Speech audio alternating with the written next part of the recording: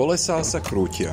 Zdá sa, že čas znova zastal a minúta trvá celú večnosť. Prečo sa do toho vôbec púšťam? Vždy sa nadchnem, vyštartujem a potom nič. Môj motor pohasína. Chcem natankovať a nádrž je prázdna. Semafor svieti na oranžovo a na zelenú čakám márne.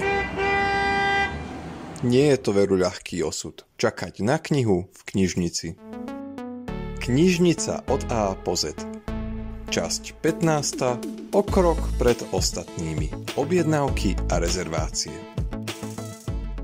Zažil si už u nás situáciu, keď ti knižničný semafor vystavil stopku? Čakáš a ku knihe sa nedá nejako dostať. Našťastie máme v našom knižničnom mikrokozme známe skratky, vďaka ktorým sa tvoje knihomorské trápenie nebude ďalej predlžovať. V čom je háčik? Nejde o nič závažné. Ako by zanútili Žbírka a Gombitová, sú to len 3 obyčajné slová. Čas sú peniaze.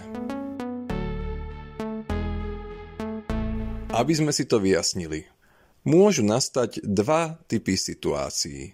Pri tej prvej zháňaš knihu, ktorú má u seba momentálne iný čitateľ alebo čitateľka. Či už ide o bestseller, klasické veľdielo svetovej literatúry, slovník alebo učebnicu, jedinou schodnou cestou je si knihu rezervovať. Môžeš nám to oznámiť telefonicky, požiadať o rezerváciu konkrétneho titulu priamo pri návšteve knižnice alebo to zmajstrovať sama cez náš online katalóg. Nejde pritom o nič svetoborné. Vyplním kolónku s číslom preukazu, to isté urobím s heslom. Nájdem si knihu a stlačím tlačidlo rezervovať. Vyskočí na mňa ešte akýsi otravný oznam, že ide o spoplatnenú službu. Spozorniem, ale nepanikárim. Účty sa predsa skladajú až pri centrálnom pulte. Variant číslo 2. Knihu máme a je voľne dostupná. Ty však momentálne nemáš čas a nestíhaš sa zastaviť. Nechceš však, aby ti ju medzičasom sabal iný, nadšený čitateľ.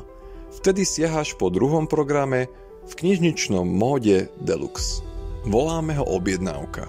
Postupuješ rovnako ako pri rezervácii. Náš šikovný systém zabráni tomu, aby si rezervoval knihu, ktorá je na svojom placi v knižnici a automaticky tvoju požiadavku vyhodnotí ako objednávku. Problém vyriešený.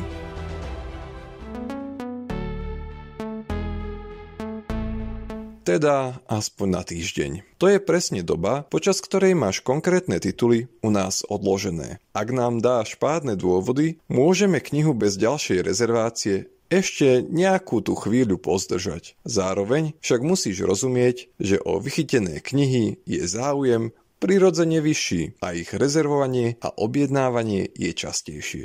Mesačnú dobu ti však tak či onak vieme s istotou zaručiť. A spomínaný poplatok 50 centov za knihu.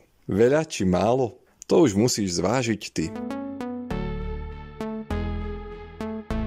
Plnou parou vpred sa v našom podcaste približujeme k písmenku P. Sleduj naše putovanie na Spotify, YouTube či na Podmaze a inšpiruj nás svojimi nápadmi v komentároch.